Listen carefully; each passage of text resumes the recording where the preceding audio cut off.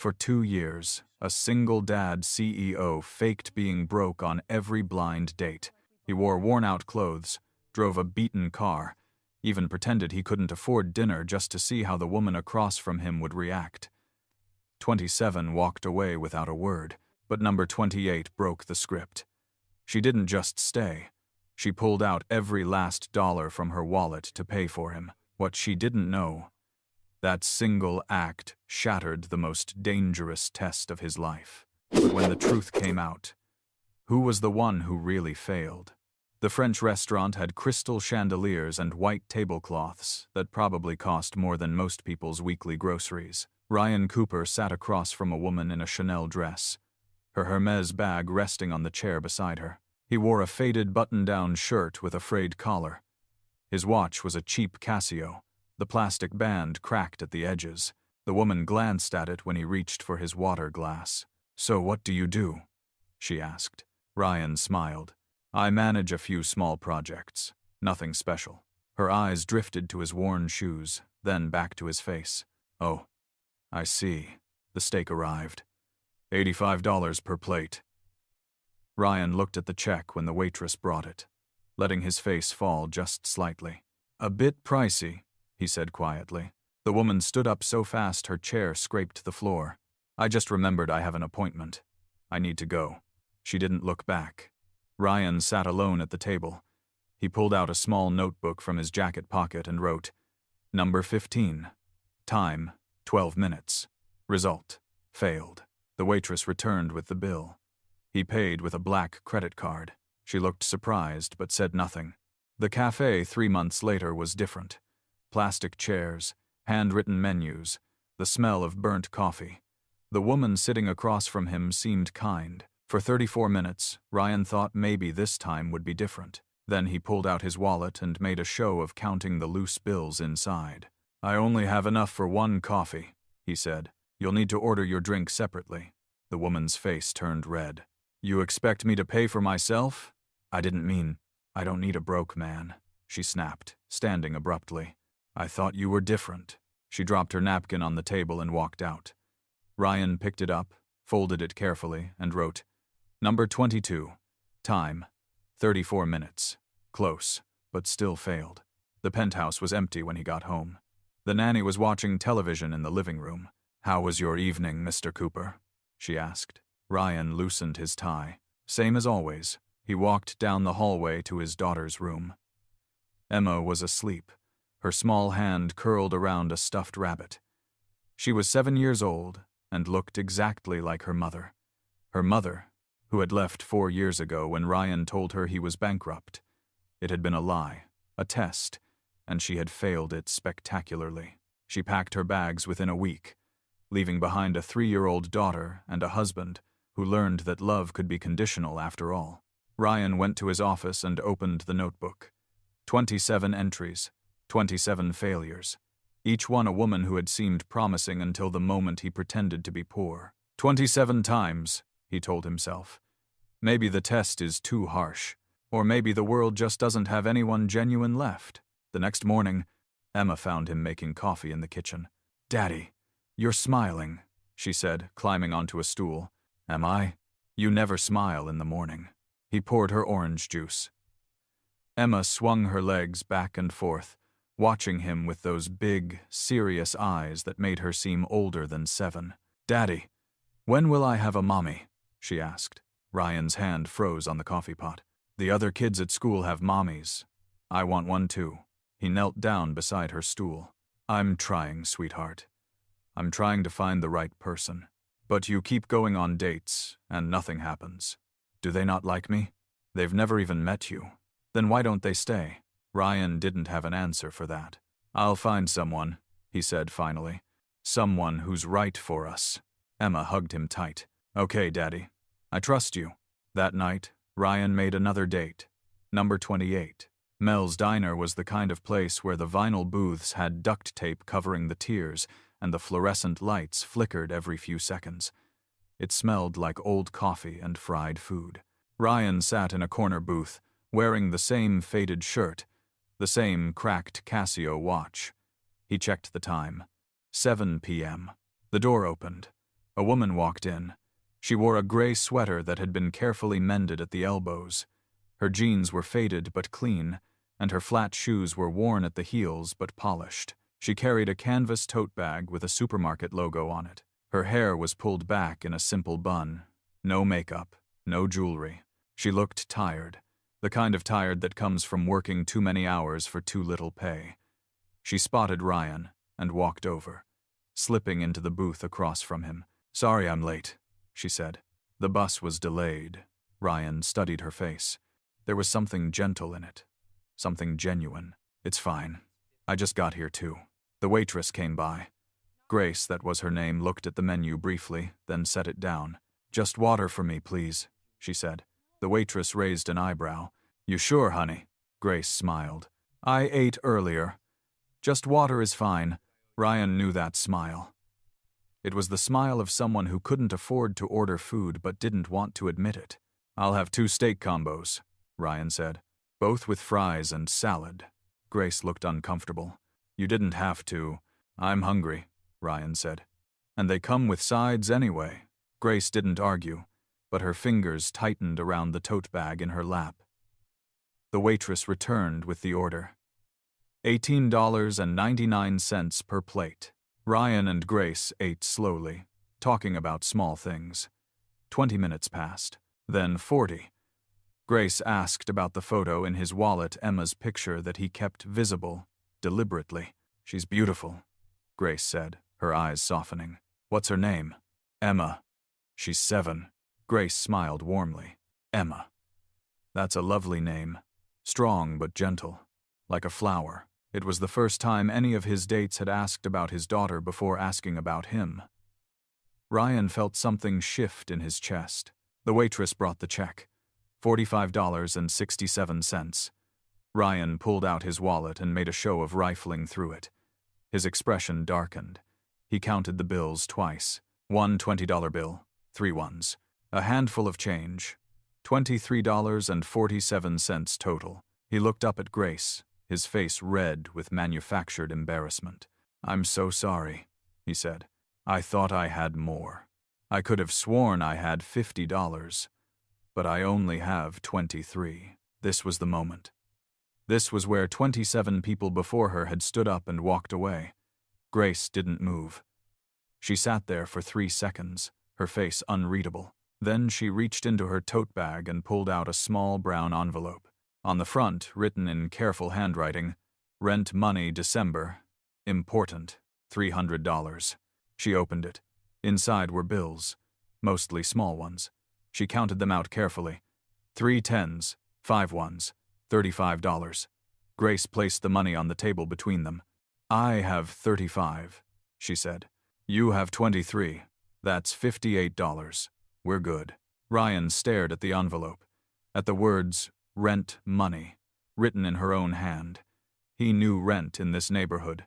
Cheap apartments still cost at least $400 a month. She had $300 in that envelope, which meant she was short $135 for rent, and she had just given him 35 of it. "This is your rent money," he said quietly. Grace smiled, but it didn't quite reach her eyes. "I got paid yesterday. I'll have more next week." "It's fine." It wasn't fine. Ryan could see it in the way she folded the envelope carefully, tucking it back into her bag like it was something precious. He opened his mouth to tell her the truth, but Grace stood up before he could speak. "I should get going. I need to catch the bus. Let me drive you home. It's the least I can do." "You don't have to." "The last bus left at 9, Ryan said, checking his watch. "It's 9:20. Grace looked at her own watch and her eyes widened. "Oh no. I didn't realize we'd been talking so long. My car's outside. Please, let me take you home." She hesitated, then nodded. They walked to the parking lot together. Ryan led her to a 2008 Honda Civic with peeling paint and a dent in the passenger door. "Your car really is old, but it runs," Ryan said. They drove in comfortable silence. When he pulled up to her run-down apartment complex, she turned to him. "Thank you. For dinner. And for the ride. Can I see you again?" Grace looked surprised. "You still want to?" "More than anything," She smiled and pulled out a scrap of paper from her bag. She wrote her number on it in the same careful handwriting. Grace Hartford, 555-0147. I hope you'll call. Ryan took the paper like it was something fragile. I will. I promise. He watched her walk into the building, her shoulders squared despite her obvious exhaustion. Mrs. Palmer was asleep on the couch when he arrived home. After she left, he went to his office. He opened the notebook to a fresh page. Number 28. Grace. Time. 2 hours, 23 minutes. He lifted his pen to write failed or passed, but he couldn't do either. Instead, he wrote, she's different. Ryan took the $35 Grace had given him and placed them in a separate compartment of his wallet. He wrote a note. Do not spend Grace's money. Then he went to Emma's room. I think I found someone special, he whispered. The next morning, Emma found him smiling again. Daddy, you're happy. Did something good happen? Ryan poured her juice. I think it did, sweetheart. I think I met someone you'd really like. Emma's eyes lit up.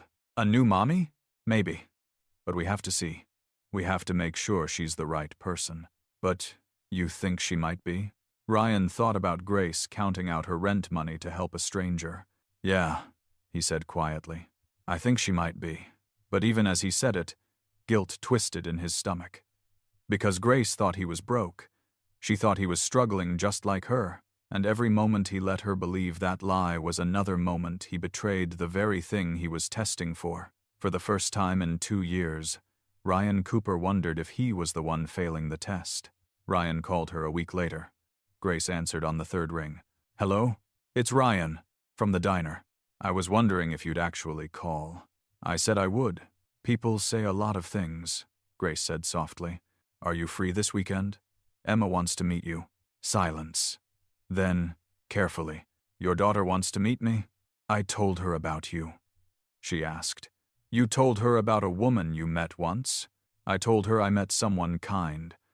That's all she needed to hear. Okay, yes, I'd love to meet her. The house Ryan brought her to was small.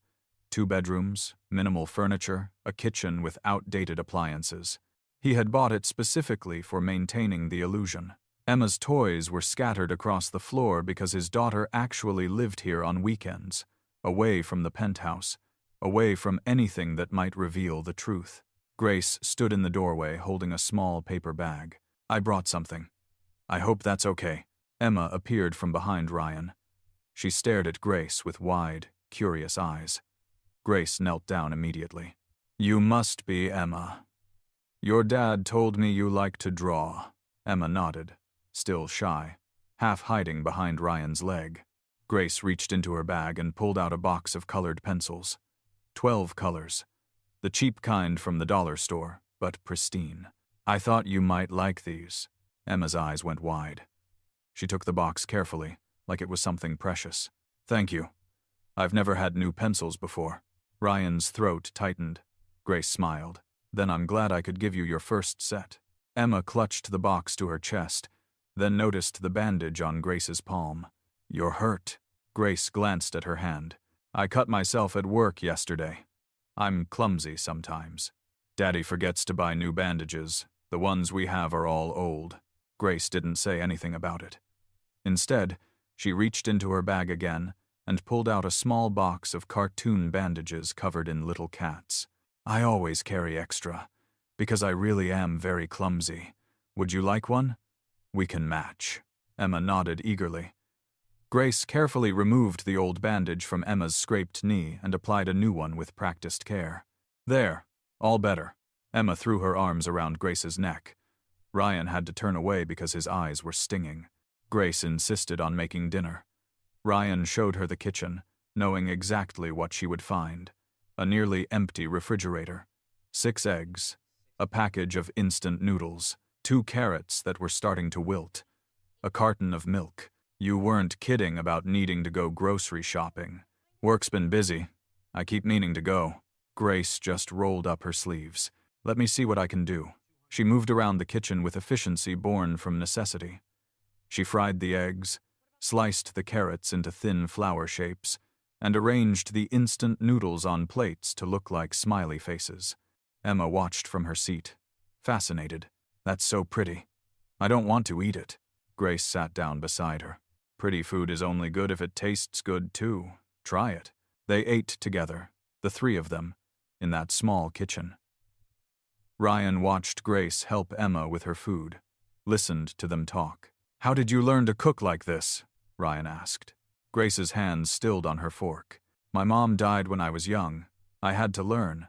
My dad worked late shifts, and I wanted him to come home to a warm meal. Emma looked at Grace with sudden understanding. My mommy's gone too. Grace reached over and took Emma's small hand. Then we're the same, aren't we?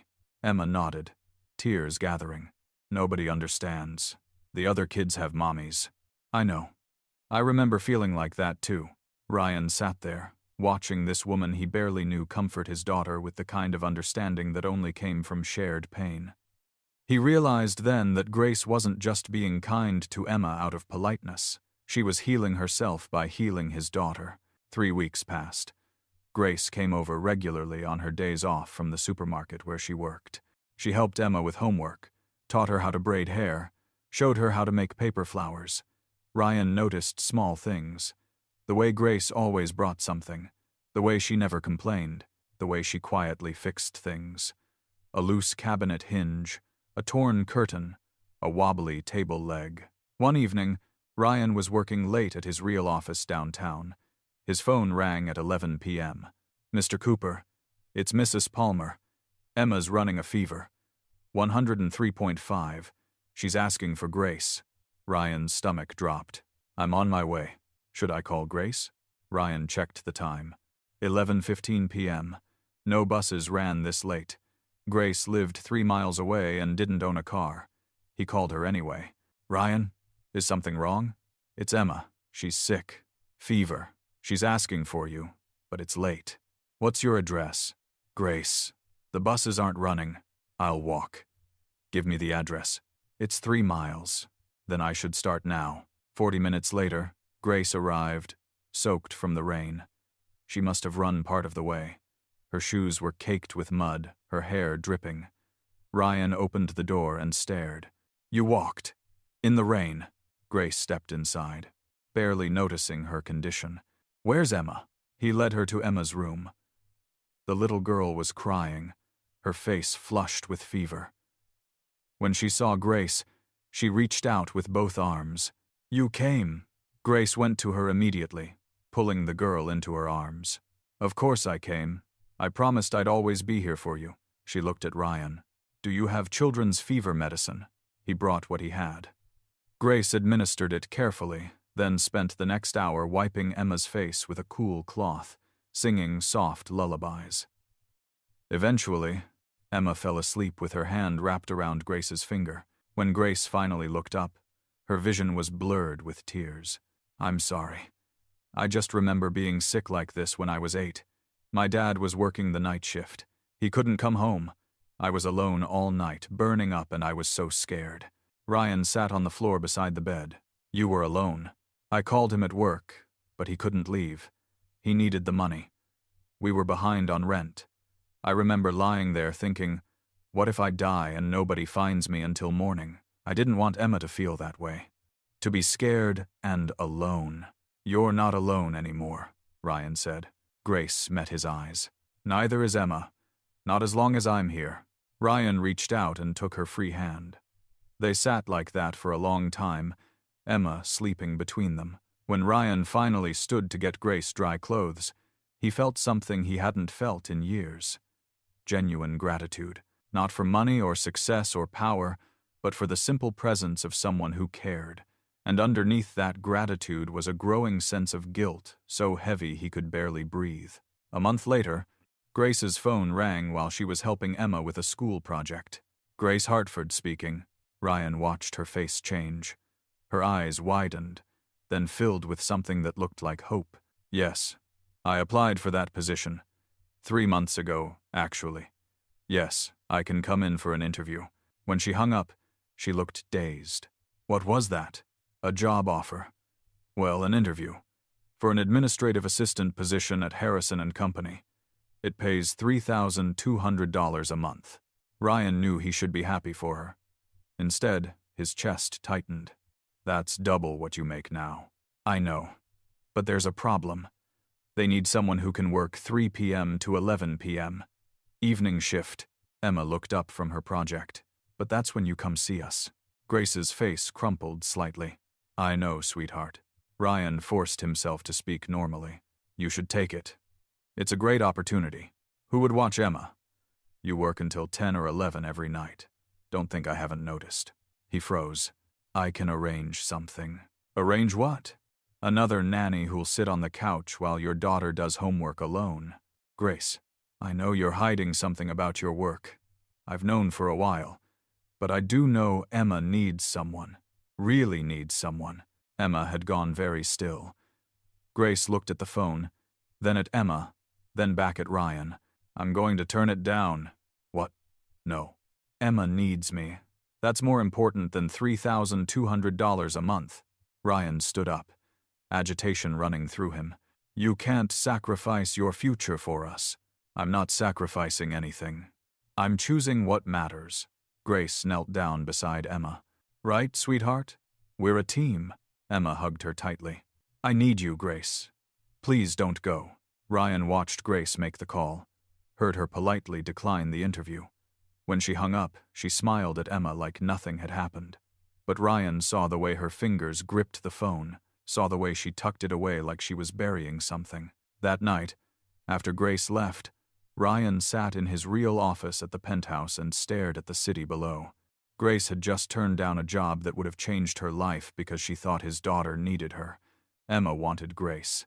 And that was something Ryan's money had never been able to provide. He was still sitting there an hour later when his phone buzzed with an Instagram notification. James had posted something. The photo showed Ryan in a tailored Armani suit, wearing a Patek Philippe watch, shaking hands with the mayor at a CEO summit. The caption read, Boss, crushing it at the summit. Number CEO Life. Number Turner Enterprises. Ryan's blood turned to ice. The photo had been up for 4 hours. And in the comments, someone had tagged Grace Hartford. Rebecca, one of Grace's co-workers, had written, Hey Grace, isn't this the guy you're seeing? He looks different here. Ryan immediately tried calling Grace. No answer. He checked her social media. She had viewed the post 20 minutes ago. Ryan grabbed his keys and ran. Grace's apartment was in a building that should have been condemned. The elevator was broken. Ryan took the stairs 2 at a time. He knocked on apartment 3B. Grace, please, let me explain. The door opened. Grace stood there in her Save Mart uniform. Her eyes were red from crying, but her face was completely calm. You're a CEO. It wasn't a question. Grace. She held up her phone, showing him the search results. Ryan Cooper, CEO of Turner Enterprises. Net worth, $2.4 billion. How long were you going to keep pretending? Let me explain. Explain what? That you lied? That the house was fake? That you watching me give you my rent money was all part of some game? It wasn't a game. Then what was it? What do you call it when a billionaire pretends to be poor to test whether people are good enough for him? I was trying to protect Emma. My ex-wife left when she thought I was bankrupt. I needed to know. Know what? Whether I was a gold digger? Ryan, I gave you $35 of my rent money. I turned down a job that would have doubled my income. I walked 3 miles in the rain at 3 in the morning because your daughter had a fever. I know. Do you know what it's like to be poor? Really poor? Not pretend poor like you were playing at, but actually poor? Ryan opened his mouth, but nothing came out. When I was 16, my dad collapsed at work. He was doing 3 shifts back to back to pay off debt. I called 911. They asked if he had insurance. I said no. They took him to the public hospital. He died in the ambulance on the way there. Her vision blurred again. You want to know why I hate poverty? That's why. My father died because we were poor, because we couldn't afford better. Grace, I'm sorry. And you used that poverty. The thing I hate most in this world. You used it as a test. Like my suffering was just a tool for your peace of mind. That's not what I meant. You don't get it. You can't get it. Because you've never really been poor. You just played dress-up for a while. I thought you were different. I thought you understood struggle, but you don't understand anything. Emma's voice came from behind Ryan. Grace. They both turned. Emma stood at the end of the hallway in her pajamas, Mrs. Palmer behind her. She heard you leave. She insisted on coming. Emma ran to Grace, wrapping her arms around the woman's waist. Don't be mad at Daddy. Please don't leave us. Grace knelt down, fresh tears falling. Oh, sweetheart. I know Daddy lied. I heard you fighting. But he's a good daddy. He's just scared. Emma, go back to Mrs. Palmer, Ryan said gently. No. If Grace leaves, it's like Mommy leaving again. I can't do that again. Grace was crying openly now, holding Emma close. I'm not your mommy, Emma. But you could be. You're the only one who understands. You lost your mommy too. You know what it's like. Grace looked up at Ryan over Emma's head. Her expression was devastated. This isn't fair. I know, and I'm sorry. Grace gently disentangled herself from Emma's arms. She kissed the girl's forehead. I love you so much. Remember that, okay? No matter what happens, I love you. Then stay, Emma begged. Grace stood up, looking at Ryan one last time. You passed your test, Ryan. Congratulations. You found someone who loved you and your daughter without caring about money. She moved past him toward the stairs. But you know what? You failed at being a decent human being. And that's a test you can't retake. Emma started sobbing. Ryan picked her up, holding her as she cried for Grace to come back. But Grace was already gone, her footsteps echoing in the stairwell. Mrs. Palmer took Emma from Ryan's arms. I'll take her home. Ryan stood alone in the hallway, staring at the closed door of apartment 3B. He had won his test, and lost everything that mattered. Emma didn't eat for a week. Mrs. Palmer tried everything. The little girl pushed it all away. I'm not hungry. Ryan sat across from his daughter at the breakfast table in the penthouse, no more pretending now, no more hiding, and watched her stare at an untouched plate of eggs. You need to eat something, sweetheart. I only like it when Grace makes it. The words hit Ryan like a punch to the chest. Grace isn't coming back. I know. Because you lied to her. Ryan had no defense for that. I'm sorry. Emma finally looked at him. Her eyes were red from crying. Why did you do it, Daddy? If Grace was poor like me, like you, when Mommy left we were poor. You told me we didn't have money anymore. Grace was poor too. Her daddy died because they were poor. So why did you test her, if she was just like us? Ryan felt something crack open inside his chest. Grace lost her mommy. I lost my mommy. Grace had to take care of her daddy. I had to be good so you wouldn't leave too. Grace understood what it's like to be scared all the time. And you used that to test her? Ryan couldn't breathe. In all his careful planning, he had never once considered this. His daughter had believed they were poor. She had lived through that fear because of his test, and she had recognized herself in Grace. If Grace was poor like I was, why would you test her? She already passed the hard test. She didn't leave. She stayed even when there was no money. Ryan knelt beside his daughter, taking her small hands in his. You're right. You're absolutely right, and I was wrong. Emma looked at him with those devastating eyes. Do you even love us, Daddy? Or are we a test too? The question destroyed him. Ryan pulled Emma into his arms and held her while they both cried. For the first time in 2 years, he let himself feel the full weight of what he'd done. I love you more than anything. You were never a test. Never. I was just so scared of being hurt again that I hurt everyone else instead. You hurt Grace the most. I know. You have to fix it. I don't know if I can. You have to try. Because Grace loved us. Really loved us. And we made her cry. That night, after Emma finally fell asleep, Ryan sat in his office and called James. I need you to find out everything about Grace Hartford. Sir, I'm not sure that's not for manipulation. I need to understand her life. Really understand it. 20 minutes later, James sent a file. Grace Hartford, 28 years old. Mother deceased when Grace was 8.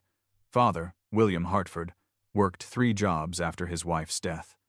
Died of a stroke when Grace was 16, leaving her with $14,000 in debt.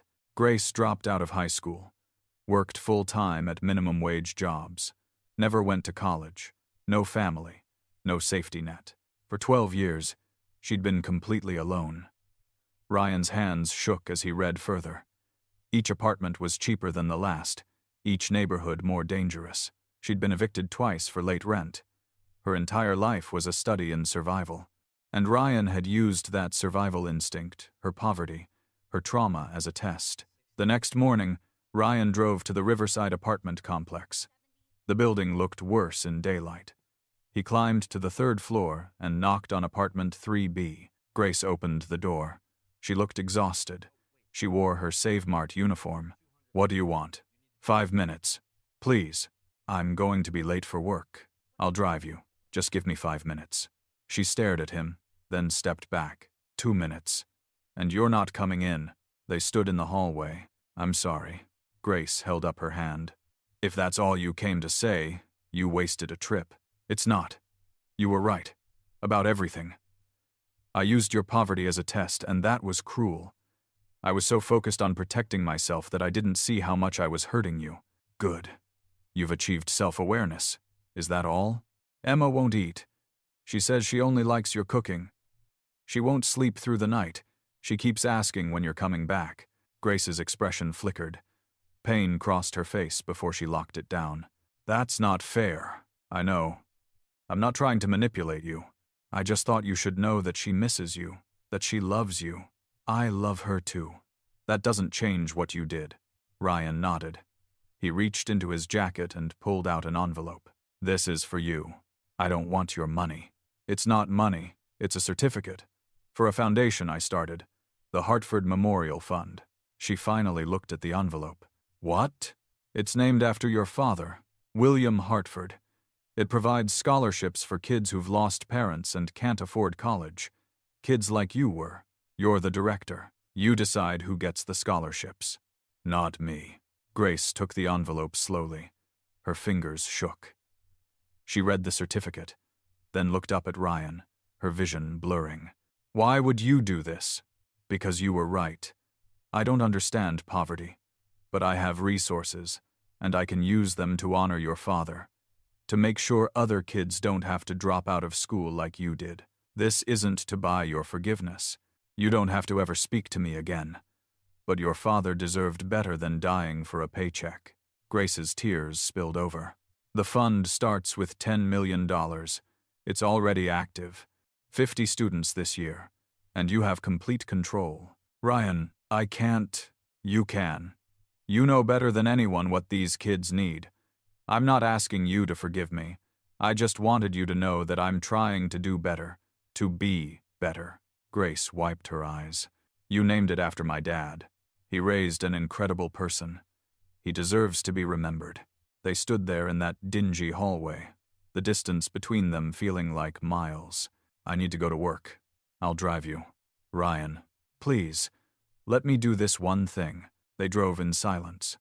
When they pulled up to Save Mart, Grace unbuckled her seatbelt but didn't get out immediately. "Thank you. For the fund. For my dad.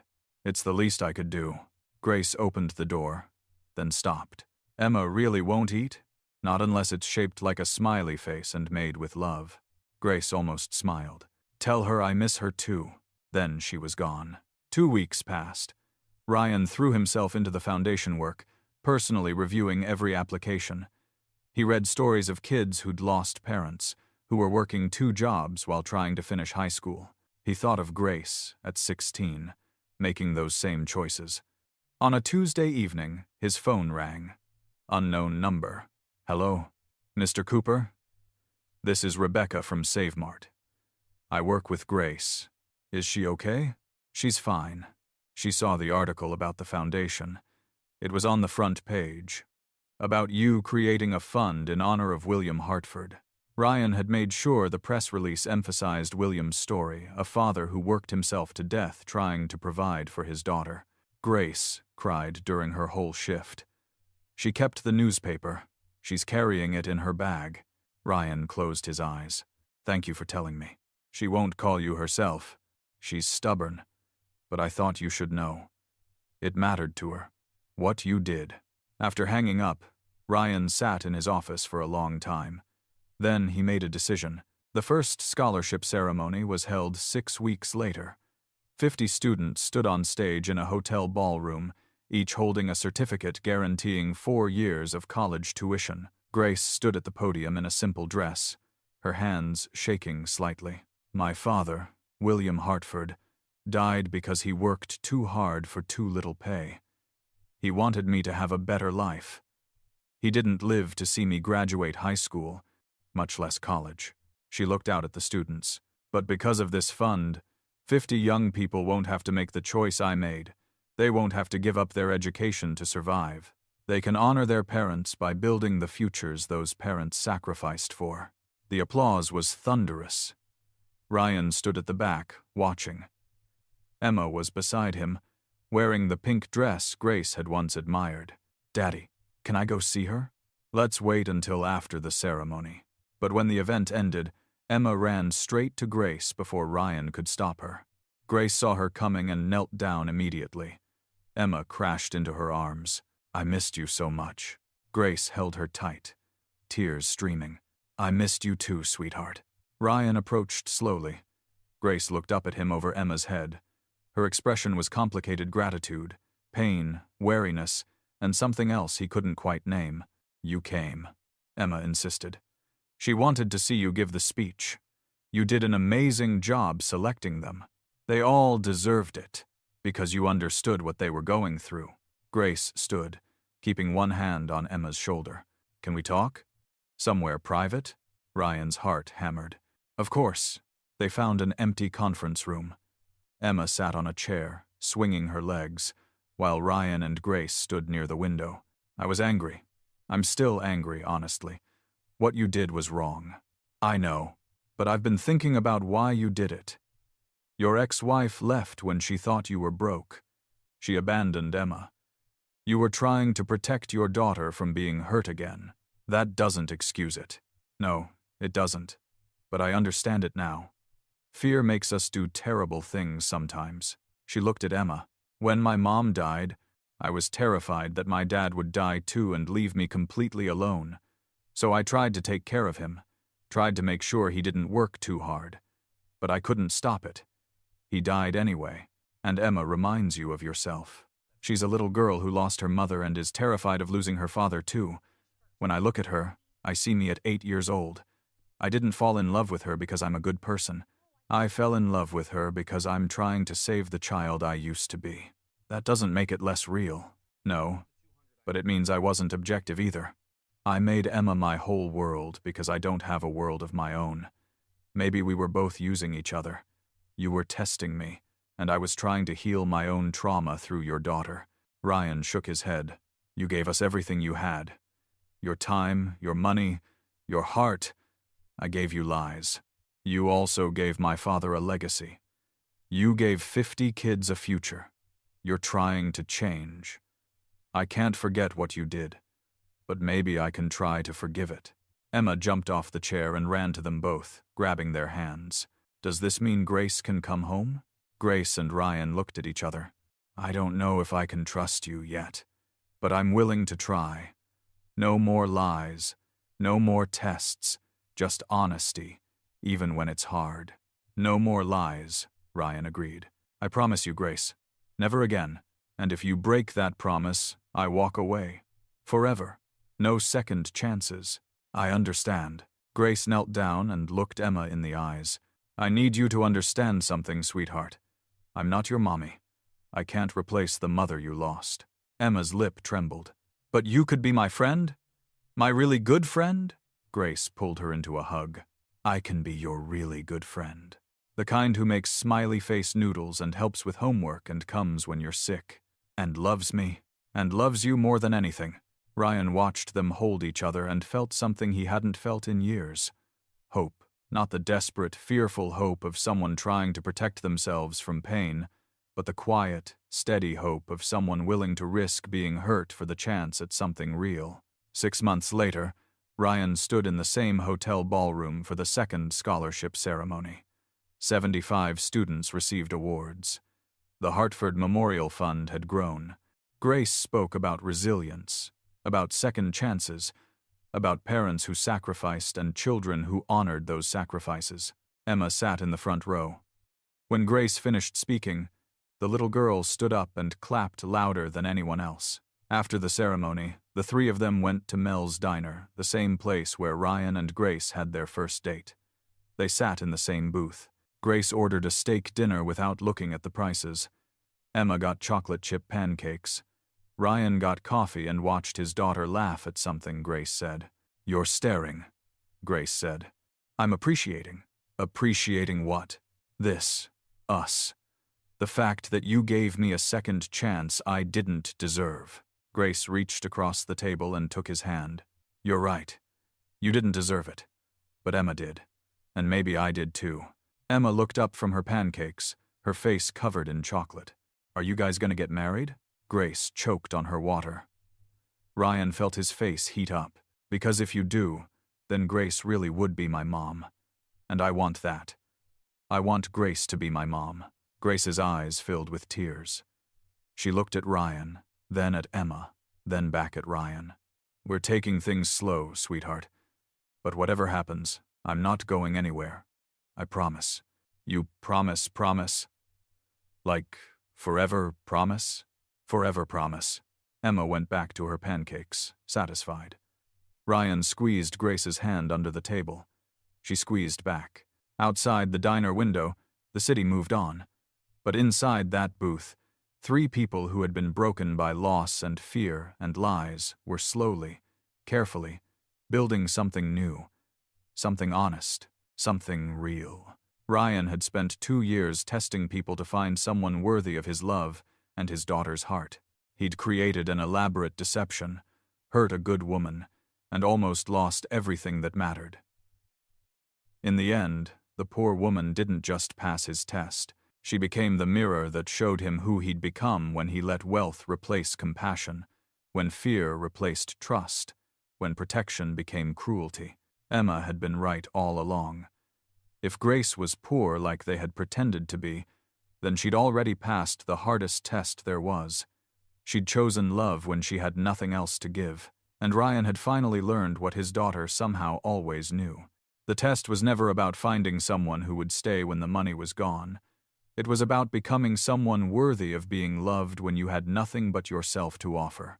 Grace taught him that, and he would spend the rest of his life trying to deserve the lesson.